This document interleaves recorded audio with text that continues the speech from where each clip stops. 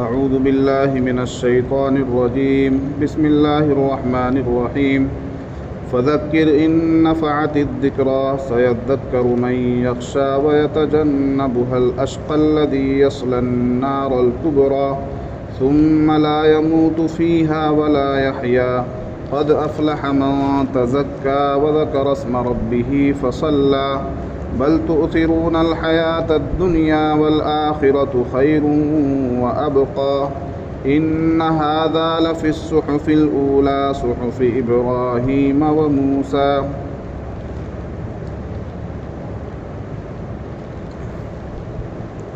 یہ سورۃ الاعلیٰ کی آیت نمبر 9 سے 19 تک کی آخری آیتیں ہیں. اس سے پہلے جو آیتیں ہیں سبح اسم ربک الاعلیٰ سے لے کر وَنُيَسِّرُكَ لِلْيُسْرَىٰ تک گزشتہ ہفتے ان آیتوں کی تفسیر ہو چکی. اب یہاں سے اللہ تبارک و تعالی نبی پاک صلی اللہ علیہ وسلم کو تسلی بھی دے رہے ہیں اور نصیحت کرنے کا، لوگوں کو دعوت دینے کا طریقہ بھی بتا رہے ہیں.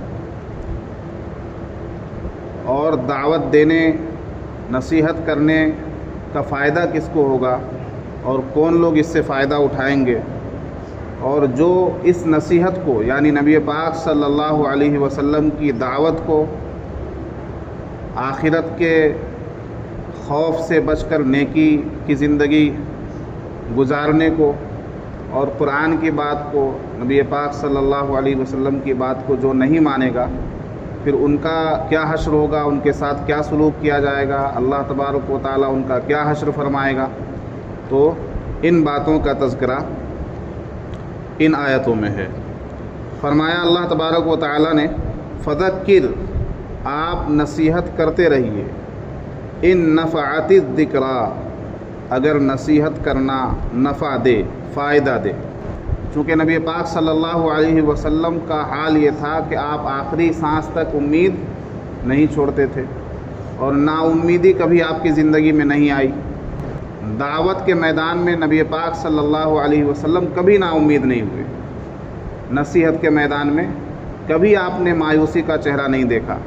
یہی وجہ ہے کہ طائف کے سفر میں گئے دعوت کے لیے، وہاں کے سرداروں کو دعوت پیش کی اور وہاں کے سرداروں نے آپ کے ساتھ اچھا سلوک نہیں کیا، حتیٰ کہ آپ کے پیچھے اوباش لڑکے لگا دیے جنہوں نے آپ کو ستایا، آپ کو برا بھلا کہا. خود ان سرداروں نے بہت ایسا جواب دیا کہ جس جواب کی توقع نہیں تھی ان سے، کہ جس کو سن کر نبی پاک صلی اللہ علیہ وسلم خود بہت پریشان ہوئے اور پھر واپس ہونے لگے تو ان سرداروں نے، طائف کے سرداروں نے آپ کے پیچھے لڑکے لگا دیے اور پھر ان لڑکوں نے آپ کو پریشان کیا، آپ پر پتھر پھینکے اور آپ کا جسم لہو لہان ہوا، خون بہنے لگا، حتیٰ کہ نبی پاک صلی اللہ علیہ وسلم کو بشارت دی گئی کہ ان لوگوں پر جو آپ کو ستا رہے ہیں عذاب نازل کر دیا جائے. تو آپ نے منع کر دیا کہ نہیں، یہ نہیں، اگر راہ راست پر آتے تو ان کی آنے والی نسلیں راہ راست پر آئیں گی، میں ان کے لیے بد دعا نہیں کروں گا یا ان کے لیے برا نہیں چاہوں گا.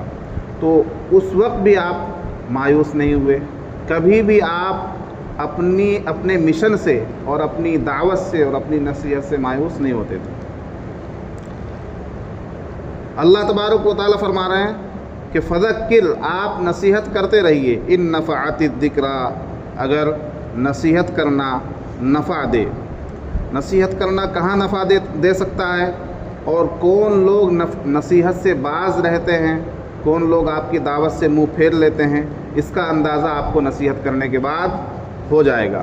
سیذکر من یخشی، تو عن قریب نصیحت قبول کرے گا وہ شخص جو ڈرتا ہے، جس کے اندر اللہ کا خوف ہوگا، جس کے اندر خشیت خداوندی ہوگی اور جو اللہ سے ڈرنے والا ہوگا، وہ آپ کی نصیحت کو ضرور قبول کرے گا اور عن قریب قبول کرے گا. سیذکر، سین بتا رہا ہے کہ عن قریب نصیحت قبول کرے گا. سیذکر من یخشی، تو جو ڈرتا ہے وہ عن قریب نصیحت قبول کرے گا۔ وَيَتَجَنَّبُهَا الْأَشْقَى، اور روگردانی کرے گا، دور بھاگے گا اس نصیحت سے وہ شخص جو بڑا بد نصیب ہے۔ الاشقا کا لفظ لائے، اشقا کہتے ہیں بڑا بد نصیب کو، اشقا بڑا بد نصیب، جس کے مقابلے میں جس کی ضد آپ اسعد کو کہہ سکتے ہیں، اسعد بڑا خوش نصیب اور اشقا بڑا بد نصیب۔ تو جو محروم القسمت ہوگا، بڑا ہی بد نصیب ہوگا، وہی آپ کی نصیحت سے دور بھاگے گا اور آپ کی نصیحت سے روگردانی کرے گا۔ وَيَتَجَنَّبُهَا الْأَشْقَى، اور اس نصیحت سے دور بھاگے گا وہی شخص جو بڑا بد نصیب ہے۔ الَّذِي يَصْلَى النَّارَ الْكُبْرَى، اور پھر وہ جو بڑا بد نصیب ہے، اور پھر بد نصیبی کے لیے تو یہی بات کافی ہے کہ اس نے آپ کی نصیحت قبول نہیں کی۔ خود رسالت مآب صلی اللہ علیہ وسلم کی زبان مبارک سے اللہ کا کلام سن کر، قرآن مجید سن کر جو ایمان نہ لائے، اسلام نہ اپنائے، مسلمان نہ ہو، اللہ کی اطاعت اور فرما برداری میں داخل نہ ہو، اس سے بڑا بد نصیب کون ہوگا؟ جبکہ آج 1400 برس بعد جنہوں نے آپ کو دیکھا نہیں، آپ کو سنا نہیں، آپ کی زبانی کوئی نصیحت نہیں سنی، وہ لوگ آپ پر یقین رکھتے ہیں، ایمان رکھتے ہیں، بالکل چڑھتے سورج کی طرح، روشن دن کی طرح۔ تو جو آپ کو دیکھ رہے ہیں اپنی آنکھوں سے اور آپ کی زبان مبارک سے اللہ کا کلام سن رہے ہیں، وہ اگر آپ کی نصیحت نہ قبول کریں تو اس سے بڑا بد نصیب کون ہوگا؟ اس کی بد نصیبی کے لیے تو یہی بات کافی ہے کہ اس نے آپ کی بات کو نہ مانا، آپ سے خود سن کر آپ کی بات کو نہ مانا۔ تو وَيَتَجَنَّبُهَا الْأَشْقَى، اور دور رہے گا وہی شخص اس نصیحت سے جو بڑا بد نصیب ہے، بڑا بدبخت ہے۔ الَّذِي يَصْلَى النَّارَ الْكُبْرَى، پھر اس کا حشر کیا ہوگا؟ جس نے آپ کی نصیحت قبول کر لی، اس کا بھی حشر یہاں بیان کیا جائے گا، لیکن جس نے آپ کی نصیحت قبول نہیں کی، دنیا میں تو اس کو لقب مل گیا کیا؟ اشقا، بڑا بد نصیب، صرف بد نصیب نہیں، بڑا بدبخت۔ اور حشر کیا ہوگا اس کا؟ آخرت میں کیا حشر ہوگا اس کا؟ الَّذِي يَصْلَى النَّارَ الْكُبْرَى، وہ بڑی آگ میں ڈالا جائے گا۔ يَصْلَى النَّارَ الْكُبْرَى، وہ ڈالا جائے گا کہاں؟ بڑی آگ میں، بڑی جہنم میں، بڑی دوزخ میں اس کو ڈالا جائے گا۔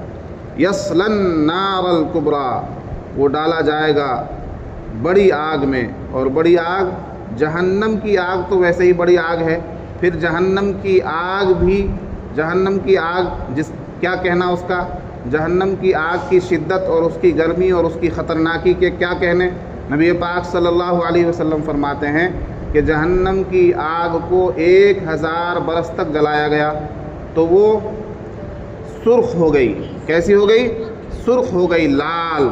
اور پھر 1000 برس تک جہنم کی آگ کو جلایا گیا، دہکایا گیا، اور بھی اس کے اندر شدت پیدا کی گئی 1000 برس تک، تو پھر اس کا رنگ سفید ہو گیا، سرخ سے سفید ہو گیا اس کا رنگ۔ اور پھر 1000 برس تک جہنم کی آگ کو جلایا گیا اور بھی اس کے اندر شدت پیدا کی گئی تو وہ سیاہ ہو گئی، کالی ہو گئی، اور اب اس کی حالت سیاہ تاریک ہے، یعنی وہ سیاہ ترین ہے، بالکل کالی آگ ہے۔ اور ایسی آگ جس کو 3000 برس تک جلایا گیا ہو، دہکایا گیا ہو، اس کی خطرناکی کا اور اس کی شدت کا کیا عالم ہوگا کہ کوسوں میل دور سے وہ آدمی کو جلا کر رکھ دے، بھون کر رکھ دے۔ الَّذِي يَصْلَى النَّارَ الْكُبْرَى، ڈالا جائے گا اس کو بڑی آگ کے اندر۔ ثُمَّ لَا يَمُوتُ فِيهَا وَلَا يَحْيَا، وہاں اس کا کیا بنے گا؟ ثُمَّ لَا يَمُوتُ فِيهَا وَلَا يَحْيَا، پھر وہاں نہ اس کو موت آئے گی اور نہ وہ جی پائے گا، نہ وہاں اس کو موت آئے گی نہ وہ جی پائے گا۔ نہیں جی پائے گا کا مطلب یعنی زندگی تو ہوگی لیکن وہ زندگی کہلانے کے لائق نہیں ہوگی، جیسا کہ انسان دنیا کے اندر ہزاروں مصیبتوں کے اندر مبتلا ہو جائے، چارپائی سے اٹھنے کی اس کی حالت نہ ہو، بیمار پڑ جائے، اتنی شدت کی اس کو پریشانی ہو، بیماری ہو، مرض لاحق ہو کہ اس کا اٹھنا چلنا پھرنا سب محال ہو جائے، اور درد سے کراہتا ہو، صبح سے شام تک درد سے کراہتا ہو، تو وہ کیا کہتا ہے کہ اس سے اچھا ہوتا کہ مجھے موت آ جائے، اس سے اچھا ہوتا کہ مجھے موت آ جاتی۔ اور اسی طرح جب قیدی کو، کسی سزا کے مستحق آدمی کو اور جیل کے اندر جب اس کی سرزنش کی جاتی ہے، جب اسے سزا دی جاتی ہے اور بہت خطرناک سزاؤں سے اسے گزارا جاتا ہے، اسے مارا اور پیٹا جاتا ہے، تو پھر وہ اس ظلم سے بچنے کے لیے یہ کہتا ہے کہ اے کاش مجھے موت آ جائے، ہے نا۔ اس ظلم کی شدت کو جب وہ برداشت نہیں کر پاتا اور اس کا تحمل اس کے اندر نہیں ہوتا، تو وہ کیا کہتا ہے کہ مجھے موت آ جائے۔ تو ایسی زندگی جس میں آدمی موت کی تمنا کرے، وہ زندگی ہوگی۔ تو وہ زندگی کوئی زندگی تھوڑی ہوئی۔ تو اس لیے اللہ تعالیٰ نے فرمایا لا يموت فیہا ولا یحیا، نہ وہاں موت آئے گی اور نہ وہ جی پائیں گے، ولا یحیا، نہ وہ جئیں گے، لا يموت، اور نہ وہ مریں گے۔ نبی پاک صلی اللہ علیہ وسلم کی ایک حدیث ہے کہ موت کو مینڈھے کی شکل میں لایا جائے گا اور دوزخ اور جنت کے درمیان رکھ کر اس کو ذبح کر دیا جائے گا۔ کس کو؟ موت کو۔ ابھی جو موت آتی ہے نا، موت، تو اس کو بھی اللہ تبارک و تعالیٰ ایک شکل اور ایک جسم عطا فرمائیں گے مینڈھے کا۔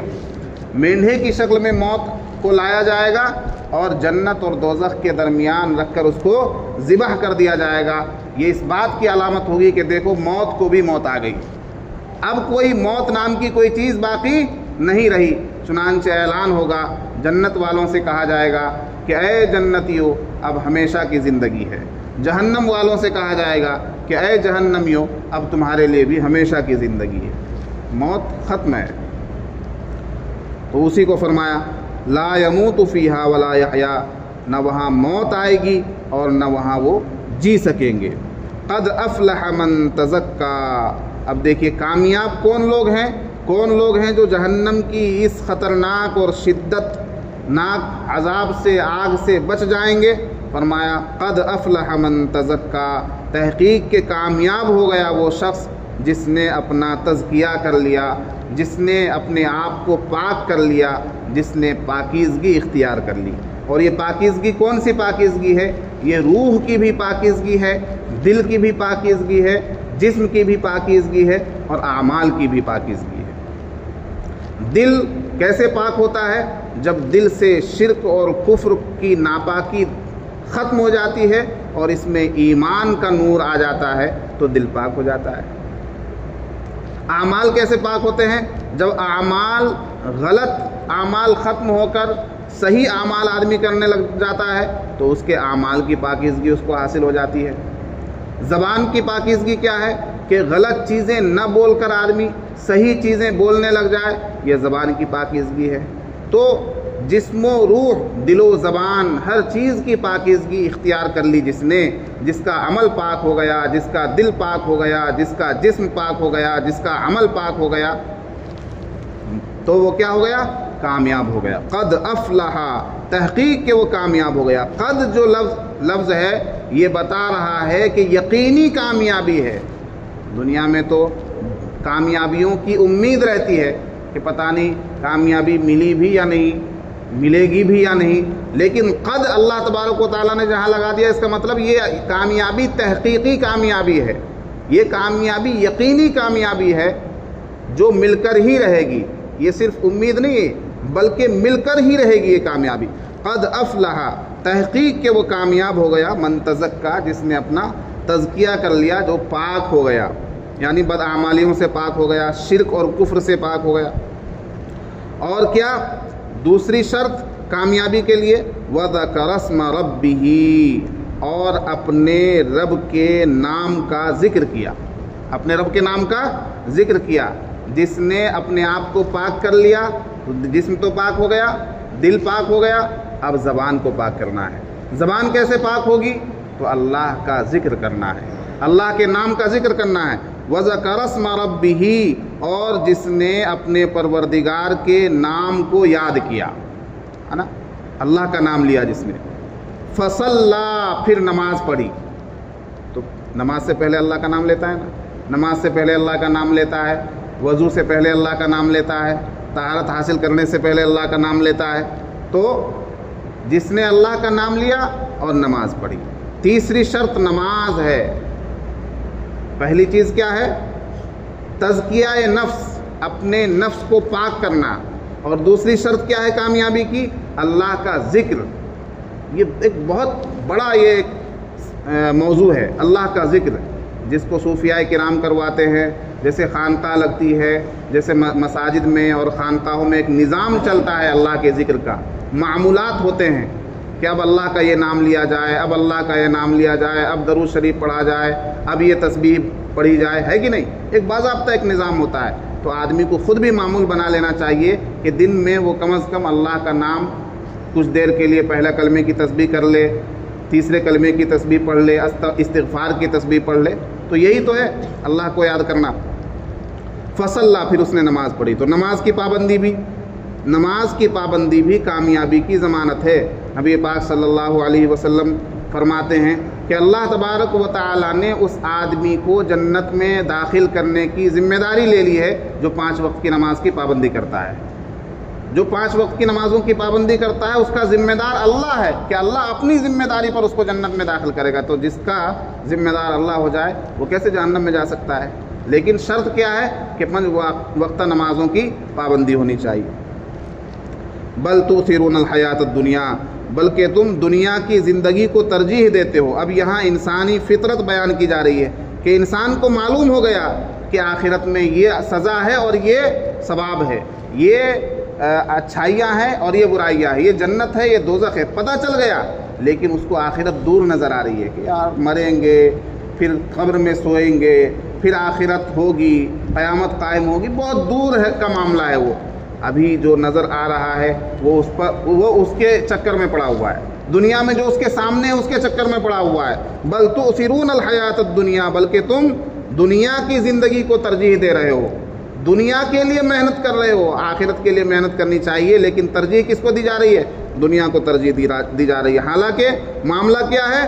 والآخرۃ خیر وابقیٰ، آخرت بہتر ہے، وابقیٰ، اور باقی رہنے والی ہے۔ آخرت کیا ہے؟ دنیا سے بہتر ہے اور 1000 درجہ بہتر ہے، کہ دنیا تو ختم ہونے والی ہے اور آخرت کبھی ختم نہیں ہوگی۔ دنیا کی نعمتیں ختم ہو جائیں گی، آخرت کی نعمتیں کبھی ختم نہیں ہوں گی۔ دنیا میں مصیبت بھی ہے اور آخرت میں جنت اگر مل جائے تو کوئی مصیبت نہیں ہے نا؟ تو آخرت باقی رہنے والی ہے اور بہتر ہے دنیا کے مقابلے میں۔ تو اس لیے آدمی کو دنیا پر دین کو ترجیح دینی چاہیے، دنیا پر آخرت کو ترجیح دینی چاہیے، نہ کہ آخرت پر دنیا کو۔ ان ھذا لفی الصحف الاولی، بے شک یہ باتیں پہلے صحیفوں میں بھی موجود ہیں۔ ان ھذا، بے شک یہ جو نصیحتیں اللہ تبارک و تعالی اس صورت میں جو باتیں فرما رہا ہے، یہ نصیحتیں صرف قرآن کی نصیحتیں نہیں ہیں، بلکہ قرآن سے پہلے بھی اللہ تبارک و تعالیٰ نے جو کتابیں نازل کی ہیں، جو صحیفے نازل کیے ہیں انبیاء کرام پر، ان صحیفوں میں بھی یہ باتیں مذکور ہیں۔ ان ھذا لفی الصحف الاولی، بے شک یہ باتیں پہلے صحیفوں میں بھی مذکور ہیں۔ صحف ابراہیم و موسیٰ، کن نبیوں کے صحیفوں میں؟ حضرت ابراہیم علیہ السلام اور حضرت موسیٰ علیہ السلام کے صحیفوں میں۔ روایت میں آتا ہے کہ حضرت ابراہیم علیہ السلام کے اوپر 10 صحیفے نازل ہوئے، اور خود حضرت موسیٰ علیہ السلام پر توریت نازل ہونے سے پہلے صحیفے نازل ہوئے، اور توریت تو باضابطہ پھر ایک کتاب نازل ہوئی حضرت موسیٰ علیہ السلام پر۔ تو ان کتابوں میں بھی جو نبی پاک صلی اللہ علیہ وسلم پر نازل ہونے والی کتاب قرآن مجید سے پہلے نازل ہوئی ہیں، حضرت عیسیٰ پر، حضرت موسیٰ پر، حضرت داؤد علیہ السلام پر اور دیگر انبیاء اکرام علیہ السلام پر۔ صرف یہ 4 کتابیں نازل نہیں ہوئی، تورات، زبور، انجیل، قرآن، صرف یہ 4 نہیں، اس کے علاوہ بھی صحیفے نازل ہوئے۔ مفسرین جن کی تعداد 250 یا اس سے پلس بتاتے ہیں کہ اتنے صحیفے نازل ہوئے مختلف انبیاء کرام علیہ السلام پر، تو ان میں بھی یہی باتیں تھیں۔ یہی باتیں کون سی؟ یعنی توحید کی بات، آخرت کی بات، شرک سے دور رہنے کی بات، تزکیہ نفس کی بات، یہ باتیں ان کتابوں میں بھی موجود تھی۔ تو یہ کوئی نیا مسئلہ نہیں ہے، کوئی نئی نصیحت نہیں ہے، کوئی نئی راہ نہیں ہے جس کی طرف تم کو بلایا جا رہا ہے، بلکہ وہی پرانی راہ ہے جس میں چل کر لوگ کامیاب ہوئے ہیں اور جنہوں نے جنت کا راستہ پایا ہے۔ تو تمہیں بھی اسی راستے کی طرف بلایا جا رہا ہے۔ اللہ تبارک و تعالی ہمیں جنت کی اور آخرت کی تیاری کرنے کی توفیق عطا فرمائے۔ سبحان اللہ وبحمدہ سبحانک اللہم وبحمدک ونشہد ان لا الہ الا انت نستغفرک ونتوب الیک سبحان ربک رب العزة عما یصفون وسلام علی المرسلین والحمد للہ.